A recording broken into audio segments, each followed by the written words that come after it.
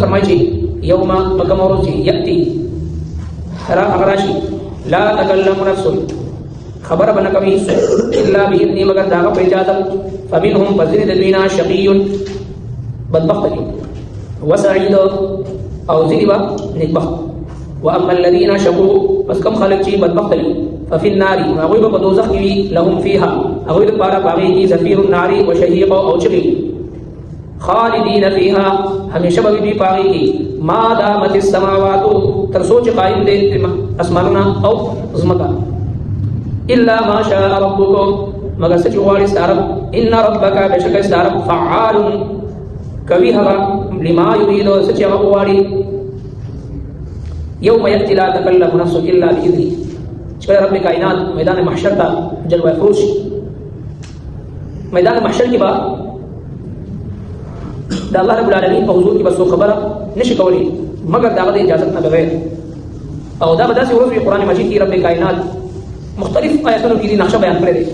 او په مختلف انداز او مختلفو زاویو سره بیان کړی دی مقصد دا دی چې هر وخت میدان محشر د یو مؤمن د سترګو وړاندې موجود وي 24 غنټې د مراقبه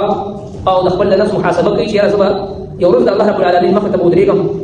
او د دې په دې ژوند کې زه 40 غنټو کې کوم د دې حساب کتاب وکوم ايحسب الانسان ان يترك سدى اي انسان دا ګمان کړی چې دا اسی یو غوړی شوی څه دی دا څه نه ده بلکې دا یو عظیم مقصد لپاره پیدا کړی شوی دی نو قرآن مجید کې الله جل شانه مختلف انداز سره د قیامت تذکرہ ذکر کړی دی او داسې دې ځکه فرمایي چې دا غلي جنت بغیر خبر نشي کولی او سوره یاسین کې الله تبارک وتعالى فرمایي اليوم ننرض نختم على افواههم من بدوی په خلو باندې مهر لګو وتكلمنا ايديهم مسر بدوی لاسونه خبرې کوي وتشهد ارجلهم دوی خپيګه او بغاوي ورکوي بما كانوا يكسبون او کارونه چې کوم دوی په باندې کول دا اندامونه شهادت او گواہی ورکوي دی وجنا قدم قدم چې دې محتاج چتول پکار دي دا اعضاء دا جوارح دا اندامونه چې کوم تاسو استعمالو په دې لاسونو باندې کم ګناهونه کوو په سترګو باندې کم ګناهونه کوو او په کم کمرګي او په کم خاور باندې په کم ځای چې موږ تاسو قدم یې او کم کار کوو هغه زینا یومئذ تحدث اخبارها بان ربك اوحى لها یو حال ذکر کوي بیانې رب العالمین په حضور کې او دا د انسان د جن د یو اخبار په شکل کې باندې نقشې په شکل کې مخ ته راشي الله رب العالمین به ورته وایي چې اقرأ كتابك كفى بنفسك اليوم عليك حسيبا نن خپل فیصله خپل وکړه ستا جن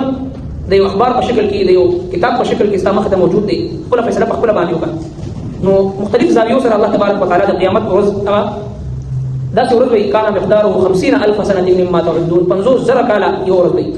او الله تبارک وتعالى فرمایي چې بیا ډوډۍ دی فمنه شقي وسعيد ذني بدبخت لي او ذني نیکبخت لي رسول الله صلی الله علیه وسلم مبارک دعا ذکر کړی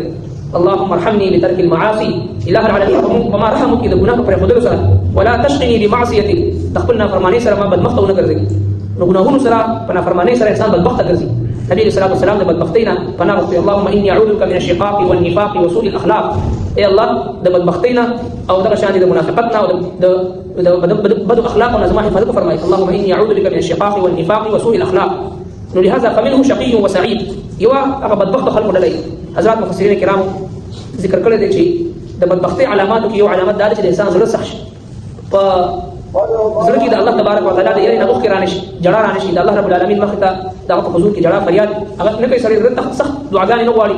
التجاء او زاهد الله جل شانه په حضور کې نه کوي نو زړه سختی د بدبختی یو علامت دی او دویم وګدو تمناګانی او ارزوګانی وګدو چې هغه پلانونه راتلونکي وخت لپاره راتلونکي صرف 200 کال لپاره چې هغه تمناګانی او ارزوګانی کول دا دوه د انسان د بدبختی علاماتو کې لوی علامات دي دی وجه د الله تبارک وتعالى همیشه دا دعا وکړه پکاره چې الله مونږه د شقي او بدبخت خلکو نه ګرځي بلکې مونږ د سعید او بیا دا فرمایي چې دا په دې واقعاتو کې یو راتلونکو خلکو لپاره یو عبرت دی چې کوم خلک د آخرت د عذاب نه یریږي دا غوږ لپاره یو عبرت دی چې په دې کې به ټول خلک میدان محشر کې به جمع کړي شي او دا د ګواهي اوس وي دا یو مقرر نیټه پورې مؤخر کړی شوی دی چې کله دا ورځ برحق ده او په دې کې به ټول اولین او آخرین نیک او بد مؤمن کافر ټول په دې کې راجمع کړي شي او انسانیت د حساب او کتاب لپاره جمع کړي شي نو اوس د هغه ورځې مزید کیفیت الله سبحانه و تعالی ذکر کوي نو چې ټول جمع کړي شي نو څنګه به کېږي نو فرمایي چې هیڅوک د خولې نه خبره نشي ایستي مګر هغه کس چې الله تبارک وتعالی هغه ته اجازه ورکړي.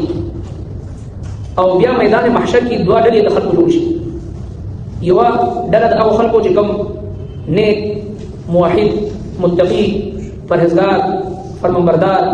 اطاعت گزار اولیاء الله او دغه شانتي متبع سنت او متبع شریعت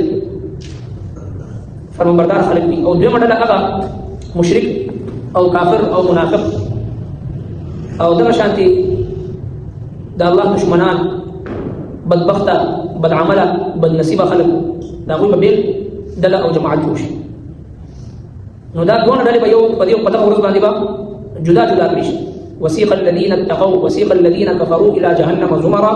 وسيق الذين اتقوا ربهم الى الجنه زمرا يوم نحشر المتقين الى الرحمن وفدا ونسوق المجرمين الى جهنم وردا. متقیان موحدین فرمانبردار خلق وفد په شکل کې بعد رحمان په وړاندې پیش کړي شي. نافرمانه مجرمین جهنم طرف ته ورشړل شي. نو چرته یو عزت او احترام او خصوصي پروتوکول سره د رب کائنات په وړاندې عزت او تکریم سره پیش کېدل. او چرته ونسوق المجرمین الى جهنم وردا جهنم طرف ته ورشړل شي. نو دا دوه ډلو کې تقسیم کړي شي. او کم خلک چې په دې کې شقي او بدبخت خلک دي، همیشه هغوی چغې سورې په دې جهنم کې به اوازونه کوي، همیشه به په دې کې پراته وي تر څو پورې چې اسمان او ځمکه قایم وي. نو دا کنایت دې خبره ده چې همیشه به په کې پراته وي چې کوم د کفر په حالت کې دنیا نه تللي د هغه دوباره راوتل نشته دی. البته یو مؤمن ایماندار موحد هغه ګناهګار د خپلو ګناهونو د وجې نه ګناه کبیره په حالت کې ورته مرګ راغلی توبه نه ایستي، نو هغه به جهنم ته ځي. هغه صورت کې چې کله میدان محشر کې بالکل ناامیده پاتې شي. انبیاء صدیقین شهدا صالحین حفاظ قراء علما صلحاء د خپلو یارانو دوستانو مرګرو سفارش او شفاعت وکړي. د هر څه نه چې کله یو بدبخت ډېر په بدبختۍ پاتې شي او جهنم ته لاړ شي، نو که زړه کې د ذره برابر هم ایمان وي، یو نه یو ورپسې راوځي د خپل د عذاب د خوړلو نه بعد بیا به جنت ته الله تبارک وتعالی داخلوي. او چې کوم زړه کې د رای دانې برابر ایمان نه وي، نو هغه خو همیشه د پاره دی په جهنم کې پروت وي.